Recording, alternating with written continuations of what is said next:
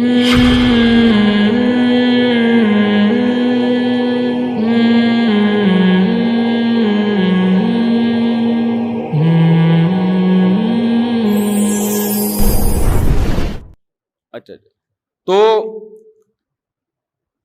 تو سب سے پہلی جو انسان کی قوت ہے نا وہ ہے قوت غضبیہ. پہلی تو نہیں ہے لیکن میں نے اس کو پہلا نمبر دیا اہمیت کی وجہ سے. قوت غضبیہ اگر بالکل ختم ہو جائے تو انسان کسی کام کا نہیں رہتا. سوسائٹی اور معاشرہ اسے کچا چبا کے کھا جاتا ہے. آپ کا بیوی پہ روب ہونے کے لیے تھوڑا سا آپ کے اندر غصے کا ہونا بولو ضروری. آپ بیوی کے حقوق ادا کریں گے اس کے لیے ضروری ہے کہ سالوں کا تھوڑا سا آپ کے اوپر بولو نا روب ہو. بیگم میں بھی تھوڑا سا غصہ ہو. میں اب اس پہ زیادہ بیان اس لیے نہیں کروں گا کہ غصہ ہمارے ہاں الحمدللہ ہر ایک میں کوٹ کوٹ کے بھرا ہوا ہے. اگر قوم میں یہ ہوتا نا کہ غصہ ہی نہیں ہے تو ہم غصہ لانے کی ان کو ترغیبیں دیتے ہیں کہ یار بالکل غصہ لیس ہونا ٹھیک نہیں ہے, تو کائنڈلی تھوڑا سا انسان میں غصہ بھی ہونا چاہیے. تو وہ یہ والی صفت ایسا نہیں ہے کہ بے اعتدالی ہو اس میں, بلکہ غصہ اعتدال سے بڑھا ہوا ہے. سمجھ رہے ہیں کہ نہیں سمجھ رہے؟ بعض صفات ایسی ہوتی نہیں ہے نا تو پیدا کرنی پڑتی ہیں نا. بعض ایسی ہیں کہ ہیں لیکن حد سے زیادہ.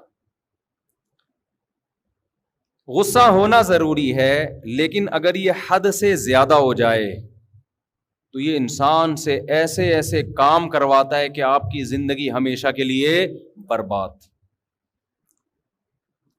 اسی وجہ سے ہمیں ایک بھی حدیث ایسی نہیں ملتی جس میں نبی صلی اللہ علیہ وسلم غصے کی ترغیب دے رہے ہوں کہ کبھی کبھار غصہ آنا چاہیے. ایسی کوئی حدیث نہیں ہے. ایسی بہت ساری حدیثیں ہیں جس میں آپ غصہ ختم کرنے کا حکم دے رہے ہیں. سمجھتے ہیں؟ سارے مسئلے یہاں سے پیدا ہو رہے ہیں سوسائٹی میں. طلاقیں جتنی ہو رہی ہیں غصے میں پاگل, قتل جتنے ہو رہے ہیں غصے میں پاگل, میاں بیوی کے جھگڑے جتنے ہو رہے ہیں نا جس سے سر پھوڑ رہے ہیں ایک دوسرے کا غصے میں بولو پاگل, کمیٹیوں کے آپس کے اختلافات غصے میں پاگل, دفتروں میں جھگڑے باس غصے میں پاگل, باس نے ماتحت کو ڈانٹ دیا ماتحت غصے میں باولا ہو گیا. پاگل نہیں باولا. پاگل تو بہت ہلکی پھلکی چیز ہے, پاگل تو سبھی ہیں پاکستان میں, باولا ہو گیا پاگل سے اوپر کی چیز. ابا نے بیٹے کو ڈانٹ دیا بیٹا غصے میں پاگل ہو گیا, ماں نے بیٹی کو ڈانٹ دیا ماں بیٹی غصے میں پاگل. ہر پاگل پنے اور باولے پن کے پیچھے آپ کو کیا نظر آئے گا؟ غصہ. اچھا یہ جو دور ہے نا جو جس میں قیامت قریب ہے, ایک تو خدا کا واسطہ یہ دجال کے بارے میں جو کتابیں ہیں اور ٹاپکس ہیں نا یہ پڑھنا چھوڑ دیں. جب قیامت کی بات آئی نا تو دجال کا ٹاپک آ گیا. نبی صلی اللہ علیہ وسلم کی احادیث سے ہمیں پتہ چلتا ہے دجال آئے گا, بہت بڑا فتنہ ہوگا, یہ بات حقیقت ہے. لیکن اب مسئلہ یہ ہو گیا ہے کہ ہر چیز میں سے دجال نکال کے نا کشید کے لوگوں کو وہمی بنا دیا ہے. ایک آرمی کے ریٹائر آفیسر مجھ سے ملنے کے لیے آئے, انہوں نے کہا میں نے دجال پہ ایک بہت زبردست ریسرچ کی ہے جو پتہ نہیں 10 GB میں ہے میرے پاس ہارڈ ڈسک میں, وہ USB میں 2 USB ہوں گی 5-5 GB کی, اب ہو سکتا ہے 10 GB کی ہو کوئی, واللہ عالم. میں نے کہا حضرت دجال کے بارے میں اتنا کچھ ہمیں ملتا ہی نہیں ہے کہ 1 GB میں بھی آ جائے, وہ آپ نے 10 GB کہاں سے تیار کر لیا وہ.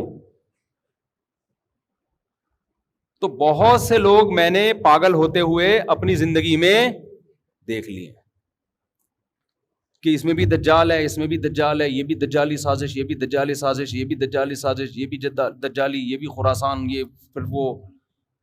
بھائی آپ کو حکم ہے گراؤنڈ ریئلٹی کو سامنے رکھ کر آپ فیصلہ کرو. دجال نے جب آنا ہوگا آئے گا, اس کے لیے تیاری ضرور رکھو. تیاری کا کیا مطلب؟ اللہ سے پناہ مانگو, جمعے کے دن سورہ کہف پڑھ لیا کرو بس. ابھی سے آپ اس کے بارے میں وہ کچھ کرنا شروع کر دیں، اس کا نقصان یہ ہوتا ہے کہ ابھی گراؤنڈ ریئلٹی آپ کو کچھ اور کرنے کا حکم دے رہی ہوتی ہے اور آپ دجال سامنے رکھ کر اپنی پالیسیاں چینج کر رہے ہوتے ہو. ہر تھوڑے دن میں یوٹیوب پہ دیکھو کوئی دجال کے بارے میں رپورٹ پیش کر رہا ہے، کوئی سب A to Z غلط اکثر خبریں ہوتی ہیں، اپنی طرف سے کھینچا تانی کر کر کے نا نکالا ہوا ہوتا ہے. جس چیز کو اسلام نے مبہم رکھا ہے آپ اس کو ڈیٹیل میں بیان نہیں کر سکتے. مبہم رکھا ہے، مبہم ہی رہنے دو اس کو. حضرت عیسیٰ علیہ السلام نے جب آنا ہوگا، ہمارا ایمان ہے آئیں گے، لیکن ہم نے ابھی جو فیصلے کرنے آج کے زمینی حقائق کو دیکھ کے کرنے ہیں.